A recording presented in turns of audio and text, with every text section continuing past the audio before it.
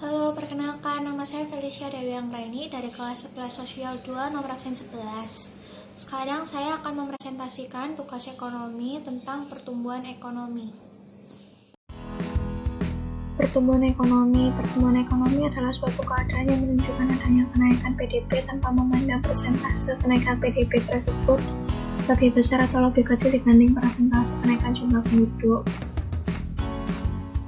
Penurunan pertumbuhan ekonomi adalah suatu kondisi di mana ada kelesuan atau kemunduran di aktivitas atau produktivitas ekonomi suatu negara. Penurunan pertumbuhan ekonomi juga disebut resesi. Definisi resesi ekonomi yaitu pertumbuhan GDP negatif selama 2 kuartal berturut-turut. Penyebab penurunan pertumbuhan ekonomi.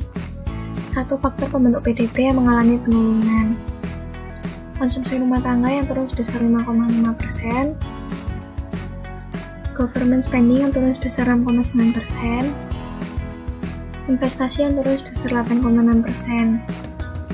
2. Aktivitas yang terhenti sehingga berdampak pada sektor transportasi.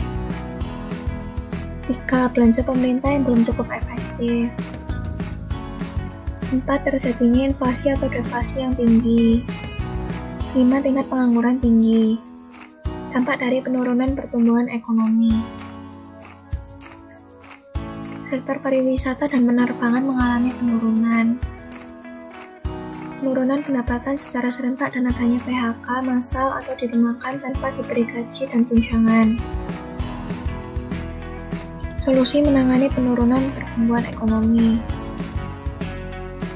Harus bisa beradaptasi dengan situasi yang baru secara cepat, jadi hal pertama yang harus dilakukan untuk menyambut ketidakpastian adalah beradaptasi cepatnya, berinovasi dan bereksperimen.